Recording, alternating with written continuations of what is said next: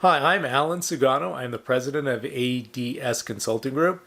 And today we're going to be doing a deeper dive into a spreadsheet that was released by the Department of Homeland Security about advanced persistent threats, or APTs, coming from Iran.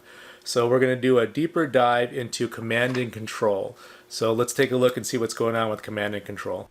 Hi, I'm Alan Sugano. I'm the president of ADS Consulting Group, and today we're going to be going over the spreadsheet from Department of Homeland Security and about advanced persistent threats coming out of Iran, and specifically we're doing a deeper dive into the command and control column. So if you look at this, probably, commonly used ports, remote file copy, standard application layer, and standard cryptographic protocol are the ones that are being used quite often. So let's dive into each one of these spreadsheets. So commonly used port here, they use 443, which is HTTPS for command and control. That's usually open by default on a network. They also used base 64 to encode command and control traffic to obfuscate what they were actually doing. Also used additional file programs from its command and control server. Also HTTP or port 80, that's pretty common. This one, AES traffic, usually what we recommend is blocking IP protocol 50 or any AES traffic from not well-known sources. In other words, if you're not tunneling to a known source, don't let it go through. Uncommonly used ports as well. So this tells me probably that this particular victim wasn't blocking all outbound traffic. So they were letting wacky ports through like 808 and 880 for a command and control. On the APT 34 oil rig, port 80 to a command and control server. DNLS tunneling, which is port 53, they use to a command and control server. Fallback channel used ISM agent, falls back to its DNS tunneling mechanism. It's unable to reach the C2 server over HTTPS. Remote file copy, standard application layer, HTTP and DNS. That's port 80 and 53 again.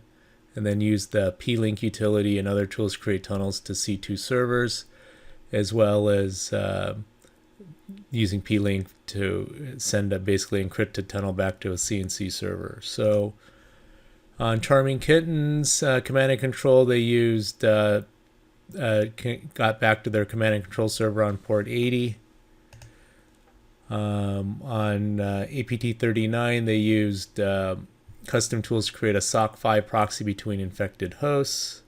And on Copy Kittens, nothing.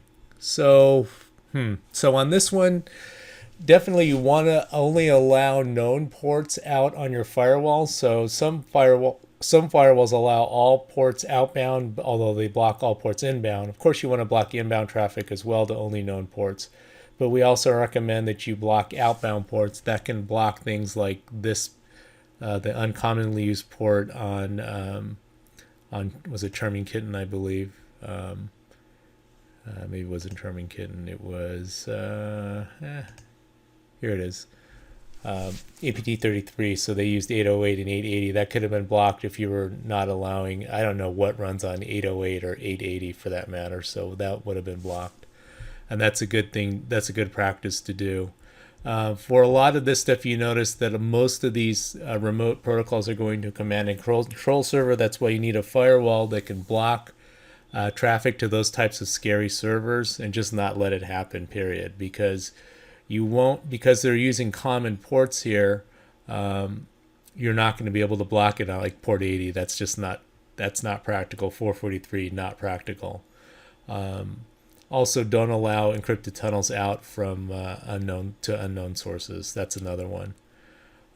Also, you might want to consider blocking base 64 stuff if you can. That depends on what's running on your network. If you're not using any base 64 applications, hopefully you're not. You might be able to block that. So those are some suggestions on protecting yourself from connecting up to having your network compromised and connecting up to command and control servers. If you like this content, please hit that subscribe button. Thanks a lot for listening, and we'll talk to you soon.